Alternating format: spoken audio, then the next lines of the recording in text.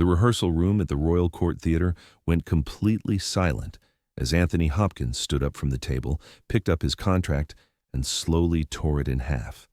Then he tore it again, and again, until the pieces of paper that represented 6 months of work and nearly £500,000 scattered across the floor like confetti.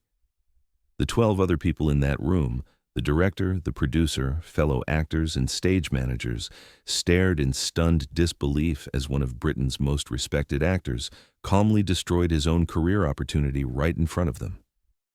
"I'm done," Hopkins said, his voice quiet but carrying clearly through the rehearsal space.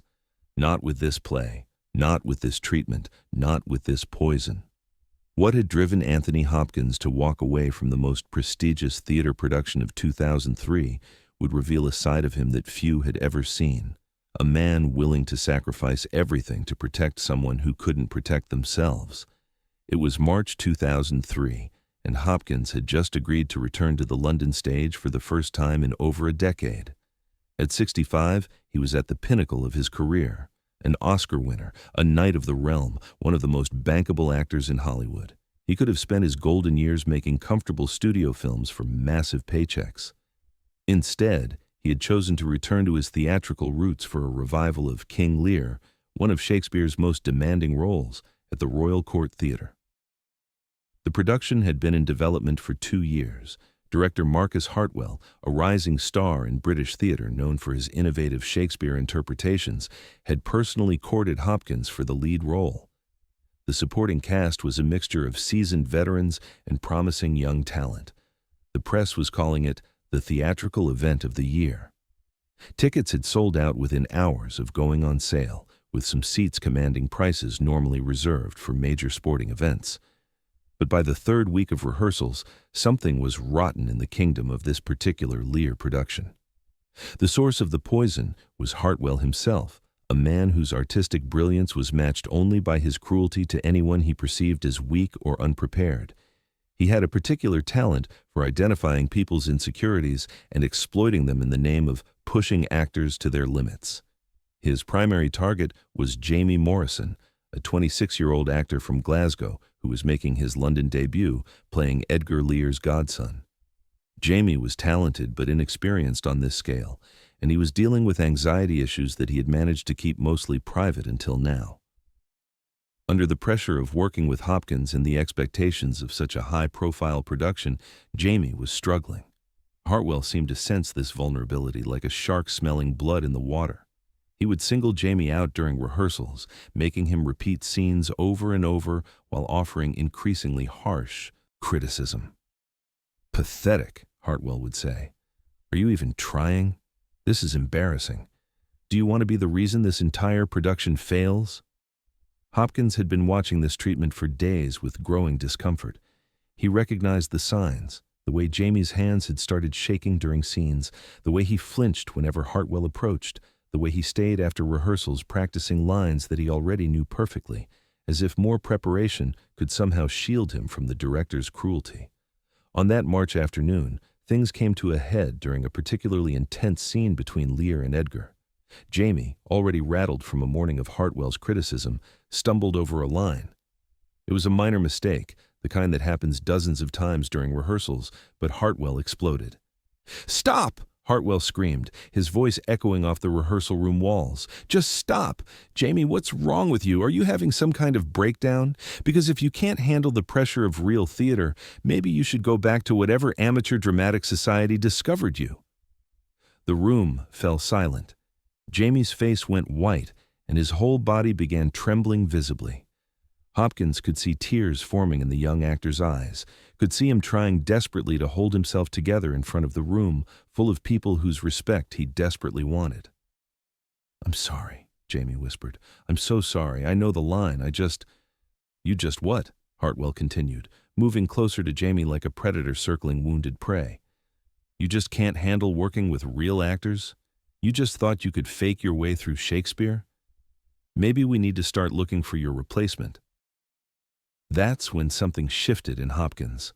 Later, cast members would say they actually saw the moment his expression changed, saw decades of his own pain and recovery crystallize into resolve. Hopkins had been where Jamie was sitting. He knew what it felt like to be torn apart by someone in power, to have your confidence systematically destroyed in the name of artistic excellence. Hopkins set down his script and stood up from the table. The movement was so deliberate, so purposeful, that it drew everyone's attention away from Jamie and toward him. "Marcus," Hopkins said, his voice carrying that precise, controlled tone that anyone who knew him recognized as a warning sign. "I need to speak with you privately." "We're in the middle of a scene, Anthony," Hartwell replied, clearly annoyed at being interrupted in his public humiliation of Jamie. "Now," Hopkins said, and there was something in his voice that made it clear this wasn't a request. The two men stepped into the hallway outside the rehearsal room, leaving the rest of the cast in uncomfortable silence. Through the thin walls, everyone could hear the conversation, though Hopkins never raised his voice above a conversational level. "What you're doing to that boy is abuse," Hopkins said. "It's not direction. It's not pushing him to be better. It's cruelty, and it stops now." "Don't tell me how to direct, Anthony," Hartwell shot back. "That kid is weak. If he can't handle criticism, he has no business being in professional theater." "Criticism is one thing," Hopkins replied. "What you're doing is something else entirely. I've seen directors destroy actors before. I've been destroyed by directors before, and I will not sit quietly while you do it to someone else." "Are you threatening me?" Hartwell asked. "I'm telling you that if you continue to treat any member of this cast the way you've been treating Jamie, I will walk out of this production. Today." The threat seemed to amuse Hartwell rather than concern him. "You won't walk away from this, Anthony. You need this production. You need to prove you can still do Shakespeare. You need to show you're more than just a movie star who got lucky with one good role." Those words, questioning his legitimacy as an actor, suggesting that his success was just luck, hit Hopkins in a place that Hartwell couldn't have known existed. Hopkins had struggled with imposter syndrome his entire career, had battled the fear that he was somehow fraudulent, that his success was undeserved. But rather than making him angry or defensive, Hartwell's attack clarified something for Hopkins. "You're right about one thing," Hopkins said. "I do need to prove something, but not what you think." They returned to the rehearsal room, where Jamie was still sitting at the table, looking like he wanted to disappear into the floor. The rest of the cast was pretending to study their scripts while obviously straining to hear what had happened in the hallway. Hopkins walked back to his seat, but he didn't sit down. Instead, he looked around the room at each person, his fellow actors, the stage managers, the assistant director, and then his eyes settled on Hartwell. "I've been thinking about something," Hopkins said, his voice calm and measured, "about what theater is supposed to be, about what we're supposed to be doing here." He picked up his contract from the table, the document that guaranteed him a substantial salary and a return to the London stage that he had been planning for months. "I've spent 40 years in this business," Hopkins continued, "and I've learned that there are two kinds of directors.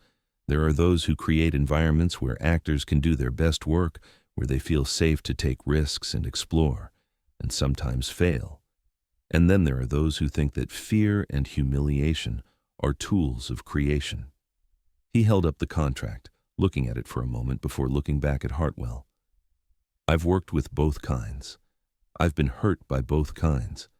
And I've learned that life is too short and art is too important to waste time with the second kind."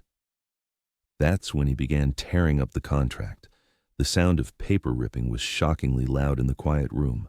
With each tear, Hopkins seemed to grow calmer, more resolved. "I won't be part of a production that treats any actor the way Jamie has been treated," he said as the pieces fell to the floor. "I won't put my name on something that creates trauma instead of art. And I won't work with someone who thinks cruelty is the same thing as high standards." The room was in absolute shock. Hopkins was walking away from one of the most prestigious theater opportunities in London, destroying his own contract in front of witnesses, potentially burning bridges that had taken decades to build. But he wasn't finished. Hopkins walked over to Jamie, who was staring up at him with a mixture of disbelief and something that looked like hope. "Jamie," Hopkins said, putting a hand on the young actor's shoulder, "you are a good actor. You deserve to work in an environment where your talent can flourish, not where your confidence gets destroyed. Don't let anyone convince you otherwise." Then Hopkins addressed the entire room. "The rest of you have to make your own choices, but I would ask you to think about what kind of theater you want to create, what kind of legacy you want to leave." With that, Anthony Hopkins walked out of the rehearsal room, leaving behind a £500,000 payday and one of the most anticipated productions of the year. The immediate aftermath was chaos. The Royal Court Theatre was thrown into crisis mode, trying to figure out how to salvage a production that had just lost its star 3 weeks before opening.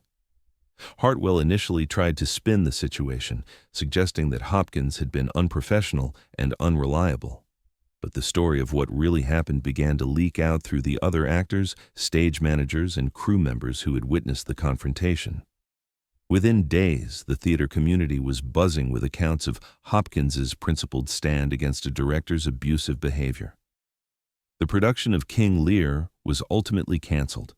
The Royal Court couldn't find a replacement of Hopkins's caliber on such short notice, and several other cast members, emboldened by his example, also withdrew from the production, citing concerns about the work environment. Hartwell's career never recovered from the scandal. His reputation for cruelty, once whispered about privately, became public knowledge. Theaters became reluctant to hire him, and actors became reluctant to work with him. Within 2 years, he had effectively been blacklisted from major British theatre. Jamie Morrison, meanwhile, found his career transformed by Hopkins's support. The story of how Anthony Hopkins had sacrificed his own production to defend him became legendary in theater circles. Casting directors saw him as someone whom Hopkins believed in, someone worth fighting for. He went on to have a successful career in both theater and television, always crediting that moment with Hopkins as the turning point.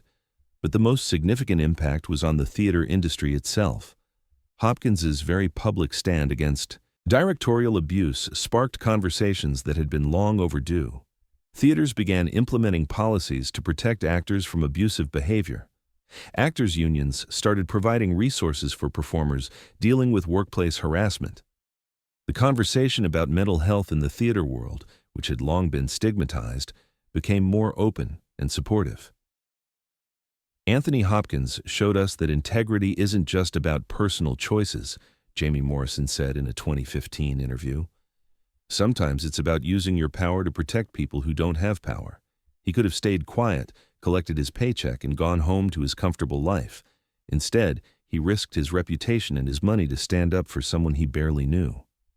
Hopkins himself rarely spoke about the incident publicly, but in a 2010 interview, he offered this reflection. "I spent years of my life working in toxic environments, telling myself that it was the price of being a professional actor. I normalized abuse because I thought that's just how the business worked. By the time I had the power to say no, I realized I also had the responsibility to say no, not just for myself, but for the people who couldn't say no yet." The story became part of Hopkins's legacy in the theater community, told and retold as an example of an artist who understood that talent and success come with obligations to others. Drama schools began using it as a case study in professional ethics. Actors would reference pulling an Anthony Hopkins when talking about standing up to abusive directors. Years later, Hopkins did return to the London stage in productions where he felt confident that the working environment would be supportive and professional. But he never again worked with directors who had reputations for cruelty, no matter how artistically acclaimed they might be. "That day in the rehearsal room changed how I see my role in this industry," Hopkins reflected in his 2017 memoir. "Success isn't just about your own achievements, it's about what kind of environment you help create for everyone else." The Royal Court Theatre eventually issued a public apology for the work environment that had led to Hopkins's departure and implemented new policies for monitoring and addressing directorial behavior. They invited Hopkins to return for future productions, though he never took them up on the offer. This story reminds us that true leadership isn't about commanding respect, it's about ensuring that respect exists for everyone. Anthony Hopkins could have finished that production, collected his paycheck, and added another prestigious credit to his already impressive resume. Instead, he chose to sacrifice his own immediate interests to protect someone who was being hurt and to send a message about what kind of treatment is acceptable in professional environments. In a world where fame and success often insulate people from the consequences of their actions, Hopkins used his fame and success to hold someone accountable for theirs. He showed that having power isn't just about what you can do for yourself, it's about what you choose to do for others. If this untold story of Anthony Hopkins's moral courage moved you, make sure to subscribe and hit the like button for more hidden chapters from the lives of cinema's greatest legends. Share this with someone who needs to be reminded that standing up for others is never the wrong choice, even when it costs you something. Have you ever witnessed someone in power use their position to protect someone vulnerable? Tell us about it in the comments below.